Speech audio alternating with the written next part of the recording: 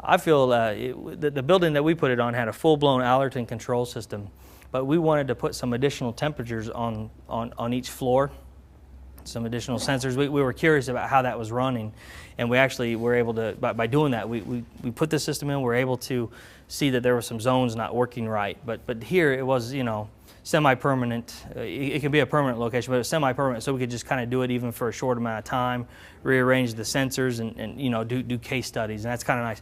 Kind of hard to do with a wired-in control system, kind of costly. So, some other benefits that way. Any others? Whose cellular network does it run on? Any of them? Yeah, it actually can run on any of them. We've chose to start with AT&T's network. The particular carrier that we're using with our data cards, they have excellent roaming plans in place with just about everyone, so we can cover about 95% of the country right now very well with that. Yeah. But if there's a place where, you know, CDMA or Sprint PCS or someone works better, we can work with Sprint PCS as well. It's just a change of our module inside of our base station. Good question. Any others? I'm going to step forward again. We'll see if I don't blow up.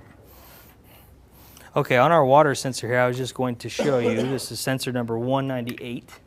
I was going to show you here. So we have a water sensor. I just wanted to show you quickly, you know, how quickly it tracks, how it transmits, and I'm going to grab my phone here so you can see how quickly, you know, messages would come in and things like that.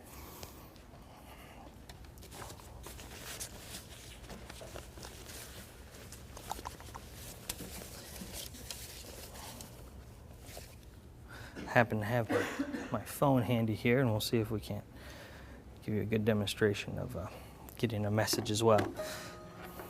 That's real fast. I didn't even trigger it. That's something else. Okay, on this one here, I'm going to post a piece of data to the browser here, which shows you it's operating, it's sending data. Just very simple. It usually takes about 5 to 8 seconds for it to hit the web, and then you know, within 20 seconds to a minute, it pushes out to your cell phones. It does it real quick. It kind of depends on your carrier, but emails and messages come out lightning fast. So I'll show you here on the website as I just powered this up. Refresh my page. There we go. And now I'm going to trigger an actual water. Now I'm just going to simulate. I'm just going to pinch the water here, but you can stick this down into water or something, and then you'll see that it'll trigger right here. It's already sending. You can see the orange lights. So 5-second delay. We're posting the data. And then in just a few minutes here, you'll see that we've kicked off an alarm.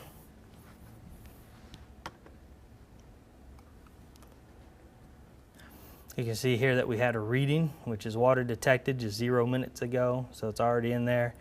And then we'll be getting our alarms here. Alarm posted on the home page here, 10:24 a.m. That was it.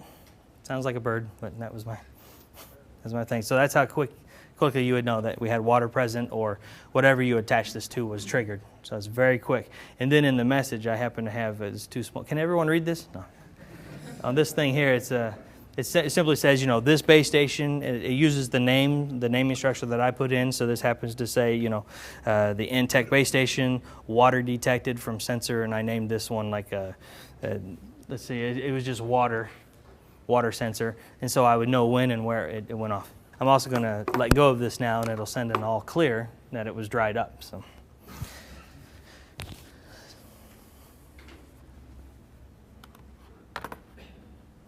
Let's see if I can show how simple we can change that location's time zone.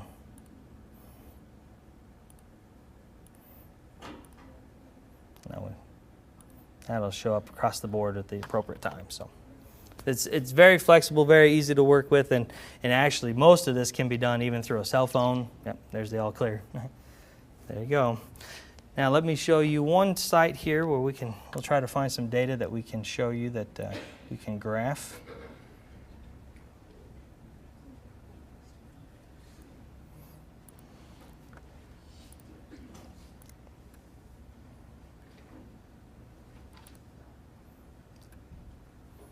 Okay, here's a particular temperature sensor. It's a 20-minute sensor, so it sends readings every 20 minutes. And here you can see on its homepage here, you've got, you know, where you can set a myriad of alarms.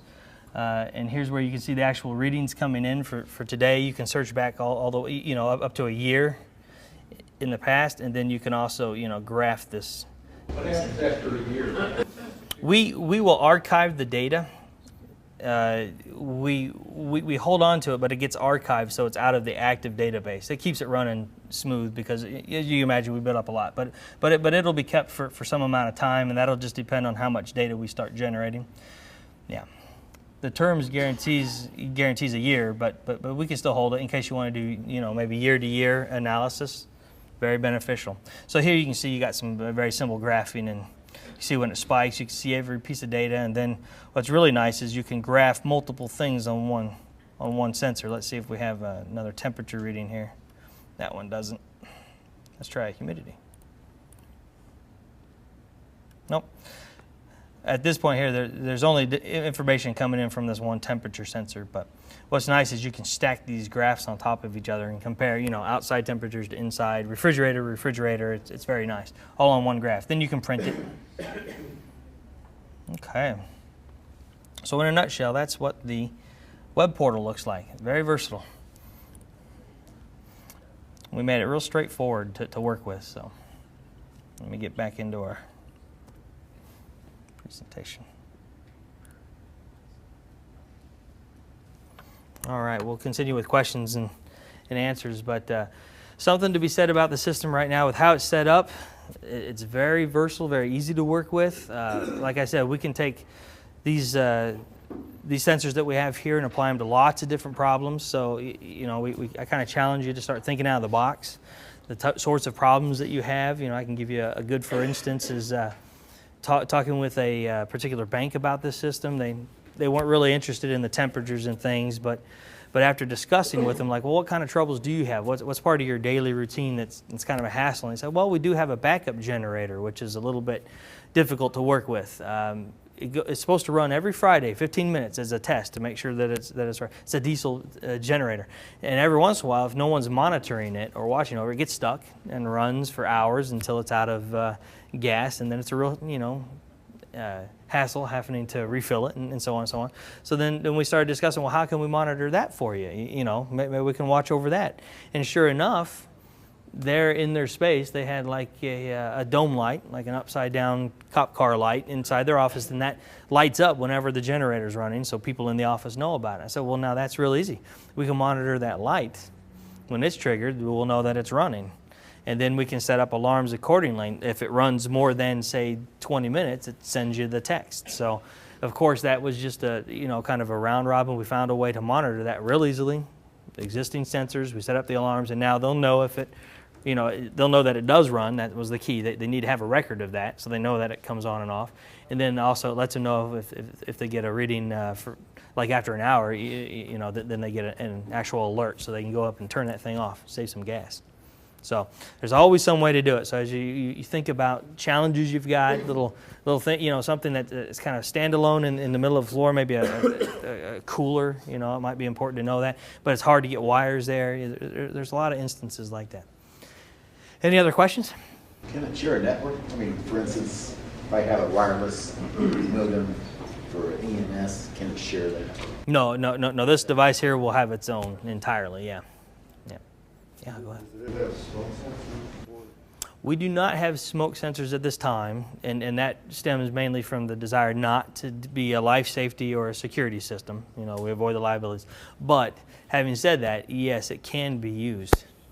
Pick up the dry contact On a smoke sensor, yeah, that's the thing, is that it can be used for that, and there are ways to use third-party smoke detectors with the contacts, and it can pick up on that.